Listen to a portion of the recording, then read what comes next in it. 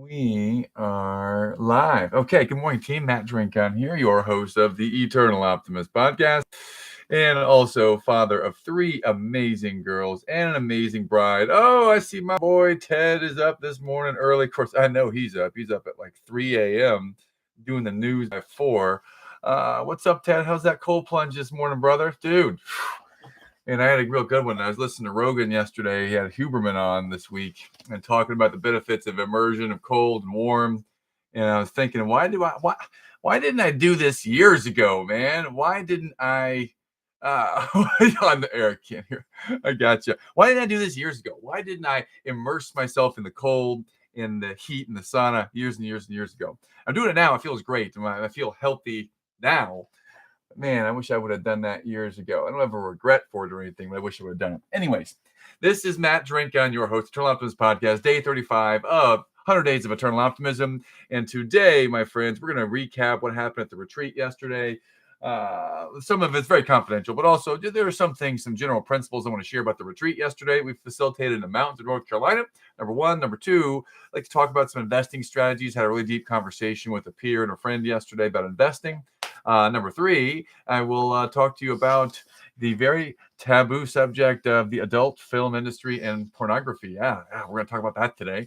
How did that come up? Well, I'll share with you how it came up. And then number four, of course, I'm going to read to you my daily journal. And this is what the journal looks like today, my friends. It was a shortened version. Yes, there are dragon stickers in it.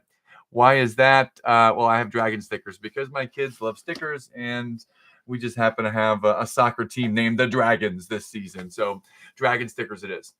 All right. So we're going to kick things off here. Just first, here's the quote of the day from my very inspirational page a day calendar, Opt for Optimism.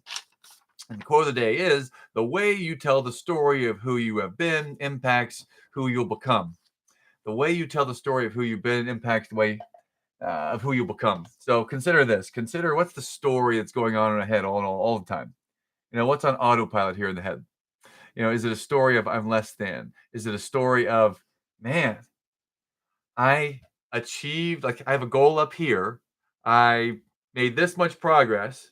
So I'm this short of a goal and I'm beating myself up over it because I'm not perfect. Is that the story in the head? And that's the story that's in the head of many people. And that's the story that Dan Sullivan coaches to in Strategic Coach. And this was a center point of our book reading yesterday and our facilitation yesterday was getting over that mindset of gap thinking and always being a perfectionist with yourself, because this is something that I have a lot of experience here. I'm a recovering perfectionist personally, and this is one that happened.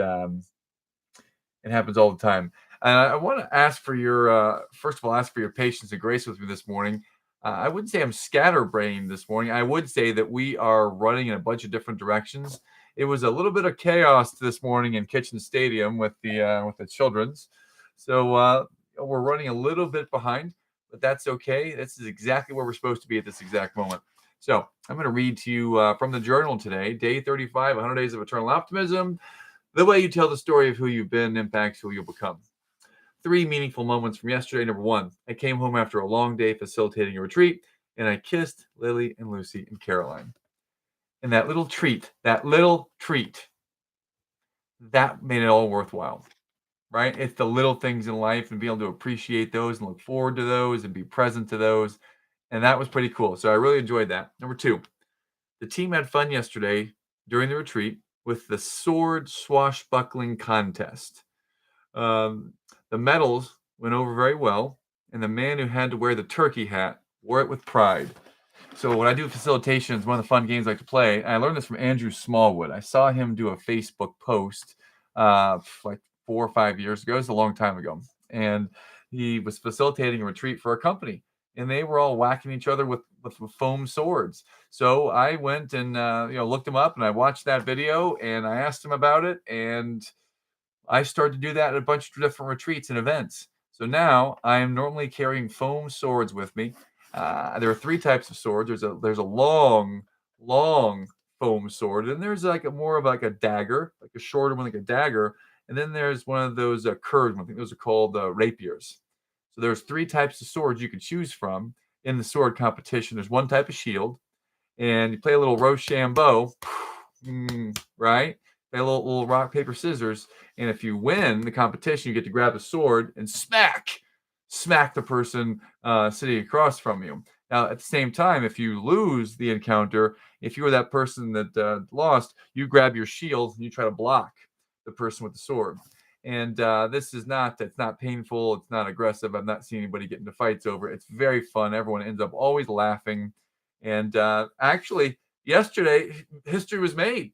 Every time I've ever seen this event done, um, pardon me, for the second time in history, I've probably done this like, I don't know, 50, 60, 70 times. I lost count.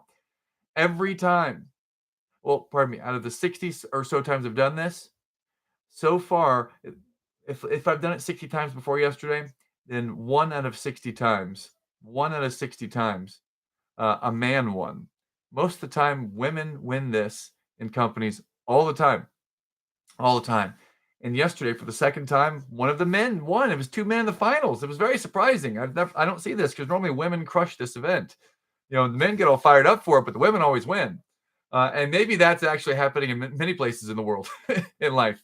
But yesterday, we got down to the finals, and it was the CEO and one of the lead project managers, and the project manager won. It was awesome. It was awesome. It's awesome to see. So fun time yesterday at the swords, and whoever wins the competition gets to pick someone in the team has to wear the silly turkey hat. Now imagine his hat. The hat looks like the hat that looks like the giant turkey. If you ever watch that show Friends, that Monica or Joey put on their head, looks like a giant hat like that. And one of the leaders had to wear it because the winner gets to pick one person to wear the hat.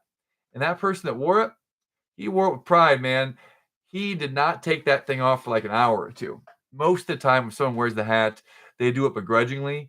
They get the picture with it, and then they take it off immediately. This guy wore the hat for like an hour or two, and it was awesome. I just love that self awareness and conscious confidence to be able to wear the hat for a couple hours because it's a funny looking hat. So we had a good time with the retreat. That's number two. Number three. I had a good call with Brett Richmond, a fellow front row dad, and we got to know each other as we talked about parenting and investing and being husbands in life. So that was really cool to talk to Brett for a while. And I'll tell a little bit about that conversation without going in too much detail. I'll share my perspective on it. So here are the gains from yesterday. The gains. I mustered the courage to speak in front of people at a company retreat. I pay homage to people who do this because it's very frightening for many people to do this. I don't find any anxiety or fear or fright in speaking in public anymore, at least not in the level that I've spoken in public. Put me in front of like 10,000 people, we'll see. I've never been in front of 10,000 people yet in my life speaking yet, live in person. So we'll see how that goes when that happens. But speaking in front of like 15 people at a retreat, that's not anxiety producing. For some people, it could be. So I want to pay homage to those people that have trouble with that because it could be really easy for some and hard for others. So I pay homage to people who do that. Next, I drove 110 minutes in darkness from 5 to 6:50 a.m. to the mountains, and I listened to Dr. Andrew Huberman of Stanford University on the Joe Rogan Show. Huberman is a renowned scientist on human potential, and he showed a deep understanding of the processes of scientific journaling. An example of the ideas they discussed was on cold immersion followed by warm immersion. They went granular. Example, being exposed to the warmth of a sauna for at least 57 minutes a week at around 215 degrees approximately will strengthen several parts of our biological resilience to illness. Okay, so what does that mean in English? That means about an hour for the week in a sauna is going to strengthen your immune system. It's going to make you healthier. It's going to make your body a little bit more resistant to biological stresses. Things like, well, for example, we talked about the corona. They talked about the coronavirus in depth yesterday, and about the body, its ability to fight off infection, fight off disease. For someone who is eating what you might call a healthier diet and has more of an exercise in their diet versus the person who there was a person who they talked about who was on Rogan's show who was this expert in biology and in health, and the person they ate out fast food every day, and the person had never exercised, and they were clearly very overweight for their body frame.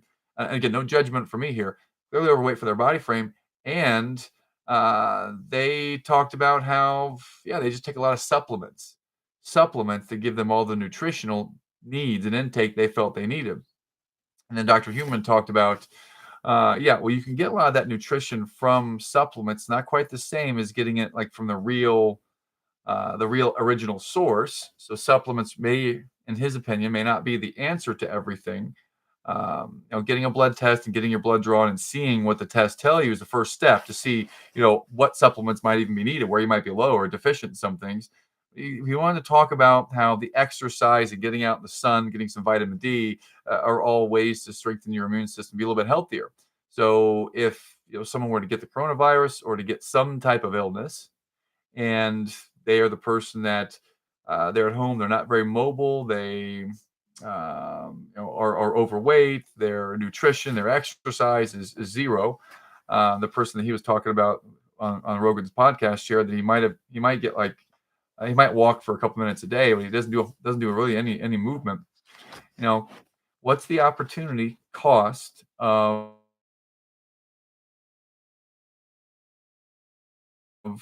exercise and the exercise is here, the nutrition is here. They're doing the cold immersion, they're doing the sauna therapy treatment. He compared the two of them, and without a judgmental tone, just compared the biology of the two and which one's more resilient to disease and illness. And I don't want to say it's common sense because I don't want to say any of this is common sense. It may feel like common sense from where I sit, but I don't want to say it's common sense because there are a lot of messages out there. He went on to show and to prove that if you immerse yourself in the cold therapy, and when I say cold therapy, I mean like jumping into an ice bath or flipping the shower switch to ice cold and doing that. If you're in there for 3 minutes, it shows, and even in there for 1 minute. But if you're in there for any amount of time like that, a minute to three or more, he didn't go much longer than that. But a minute to three, if you do that, then it's going to give your body a lot of opportunity for resilience. So, in addition, I'll go back to reading. In addition, they outlined a number of long-term health benefits of the cold immersion, including how both warm and cold clear the body of toxins and free radicals. They're both very healthy practices. And my question, what might keep someone from doing these practices? They both shock the body and they are initially very uncomfortable. The cold part can be done at some level of relative ease in the shower by simply turning the shower dial. So why don't we do it? Well, you ever tried to flip the shower dial flip the shower dial down to ice cold? There's a lot of reasons you might not do it. Number one, there's fear. There's fear because you got to have that first 30 seconds of initial shock to your body. So there could be that. Number two, you might think, well, if I just do it every once in a while, maybe it'll benefit me. Okay, so maybe you're not totally committed to the process. Number three is you hear all kinds of things about this, and you know what? It's not comfortable. It's not easy for me necessarily. So I'm just not going to do it. I'm just not going to do it. Right? And there are benefits to doing it that are proven by science. So why would someone not do it? The question, right? And if it's the fear, if it's I don't believe that it's going to give you any benefit, I can understand that. And in fact, part of my coaching practice is talking about this. A number of people I work with have tried it. I don't know if all of them keep doing it, but a number have tried it. So anyways, those are some things that happened yesterday. Let's go on to the next thing. So the next thing with the investing strategy. So I had a good conversation yesterday with a good friend. I'd say he's a good friend now. Mr. Brett Richmond from the Front Row Dads. He's a fellow peer of mine there. We're around the same age. He's a lawyer by trade, professional, and he's good at what he does. We had a good discussion around investing. So I'm going to share through my side of the discussion and some of my investing strategy because I believe that's part of the whole equation, right? Part of the whole equation. And with my side of the investing strategy, I joined a group called the Tribe of Investors. It's a mastermind. I'm in my second year with the group. The financial education I've received from it's been outstanding. It's been outstanding. It's helped me get off the bench to investing. Because I can tell you this, that, and I'll share transparently, and I shared this with Brett in our discussion yesterday, that since the 2008, stock market collapse, the Great Recession. I don't even know what you call it. It was a collapse. It has a name. I don't know what the name is. I know that it freaking sucked because the stock market collapsed and destroyed a lot of our net worth. And since then, I've been on the bench when it comes to investing. Now, there's some real estate investing going on. But at the same time, just keep money in the bank, right? That's been where we've been at. And I need to get off the bench. And my friend Eric Van Horn said to me back in December of 2021, he said, "Hey, if you just keep your money in the bank, then you're a loser." I was like, "What? What do you mean a loser?" And I kind of took that kind of personal. I don't feel I'm a loser for that. Explain yourself. Explain the thinking behind that. I didn't get defensive to it and snap his head off. I wanted to be curious, understand why he would say that. I have an inkling that there's a reason behind it, and I have an understanding that if all you do is keep your money in a checking or savings account and keep your cash under the bed, under the mattress, that there might be some advantage that you're missing.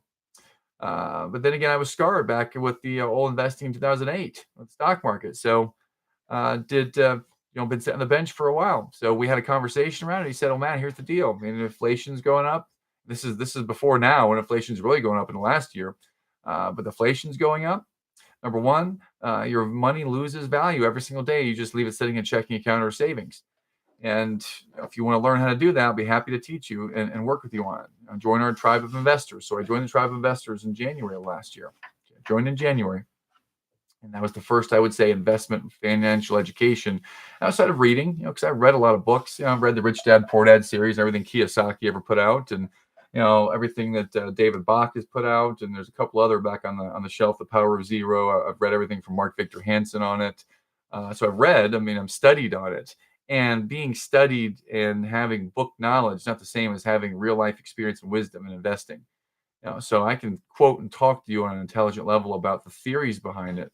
And at the same time, have I done it a lot? No. So I want to get off the bench. So in January 20th of last year in 2022, we got off the bench. We joined the tribe of investors. And it's a hefty price tag, initial investment just to be even in the group. And I knew that if I paid and invested this price tag to be in the group, I knew that I was going to be committed to it and show up for all these calls and show up for all the events. And so we did that in January last year. And it was like a whole new world opened once we opened the floodgate. So the floodgate was opened. And within a couple of days, I made another investment. Invested a lot of money. What I would say is a lot of money into Bitcoin. Invested in Bitcoin in January, approximately January 25th of last year in 2022. And then after that, sold it, I believe, February 7th. It was up 15%. So invested it, sold it, got out real quick, a nice little profit to pay for the Tribe of Investors membership investment fee. So I feel that I put the money in. So I invested this much, and then I put more money into Bitcoin.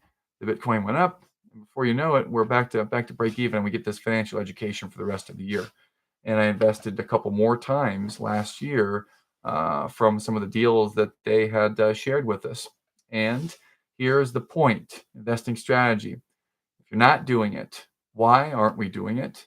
Come face to face with that. Why aren't we doing it? Number one. Then number two, if you're going to start investing, then what are you willing to commit to? You can think financially, what am I willing to commit to? And my education, my learning process, what I'm willing to commit to. And then number three, once you come, hello, someone is joining the live stream. Come on over. Daddy, is it okay to play outside after? Can I play outside with you after the live stream? Yes, of course. You're wearing pajamas though. You've got to go and put some clothes on. Put some clothes on. Put some clothes on. Put some clothes on. Put some clothes on. Yeah. I'm gonna get ill. You gonna put some clothes on now? Yeah, no. I guess I'm going to ice cream. Ice cream? It's 6:30. It's 7:20 in the morning. What are you talking about? Ice cream? We're not getting ice cream. I didn't talk about ice cream. I just had the chocolate milk. Chocolate milk? Where are you getting chocolate milk at? It's 7:20 in the morning. I did got it last night. Last night? Oh, very nice. Can I get back to talking about investing now? Can you go put some clothes on? We'll go play outside in a few minutes. Caroline, can you go this way? Can you go the other way? Caroline, can you go this way? Please, that way. Thank you. Can you close the door? Thank you. Thank you.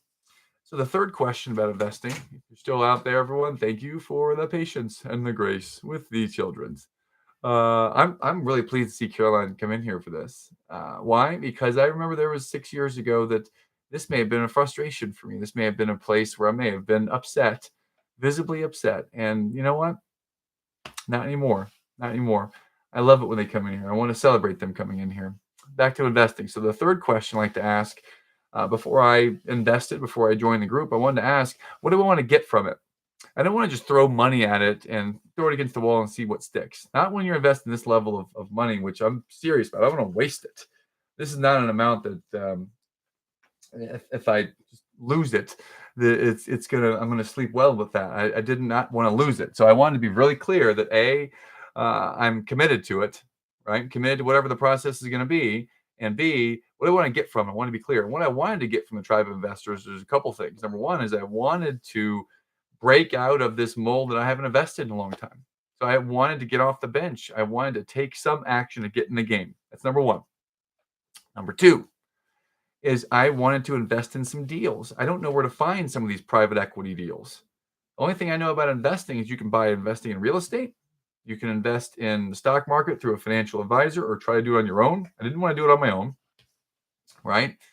And that's really the extent of it. And I know about taking 10 to 15% of every paycheck and stocking that away.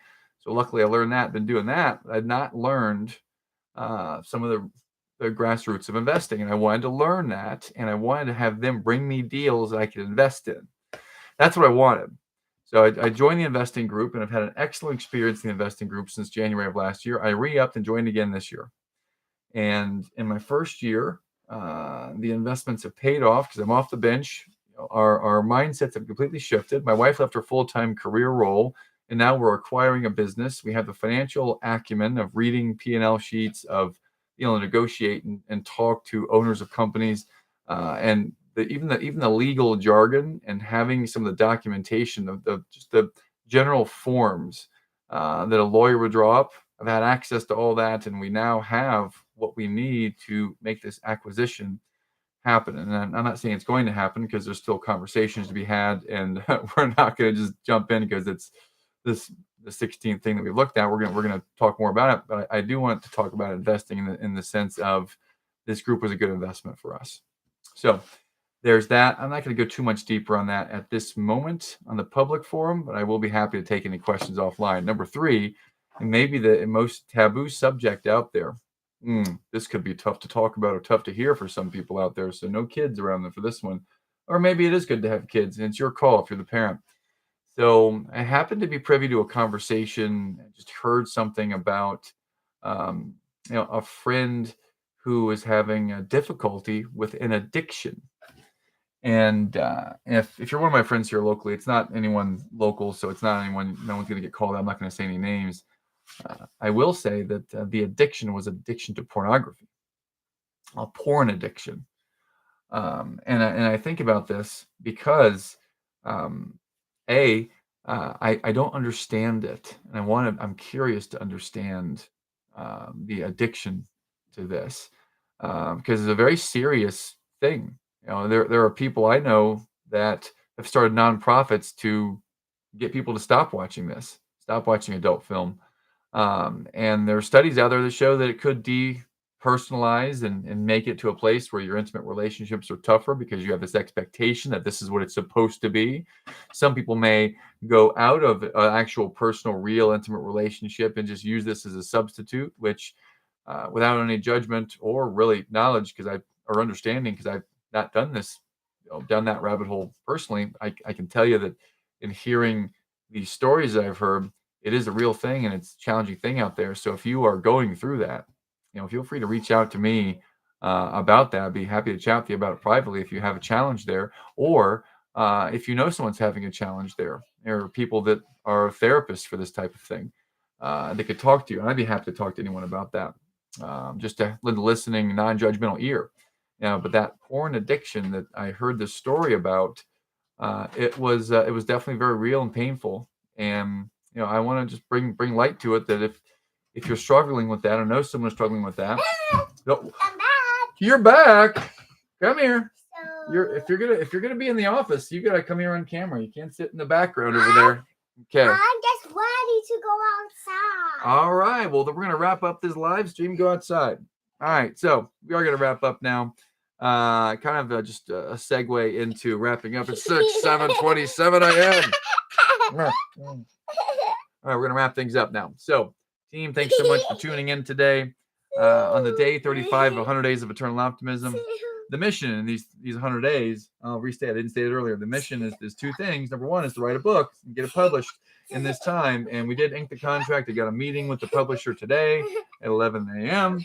We're not going to have it written by the end of the 100 days, but we'll have it published by the end of this year. That's the target. That's number one. Number two is to create the mastermind course. And I'm meeting with my coach on my birthday, April 13th, to start the training to put my mastermind out there. So excited about that.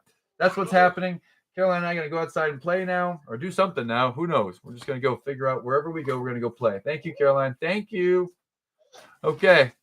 Wherever you're at, team, make sure you touch someone today in a positive way. Send a message, send a text, send an email, send some.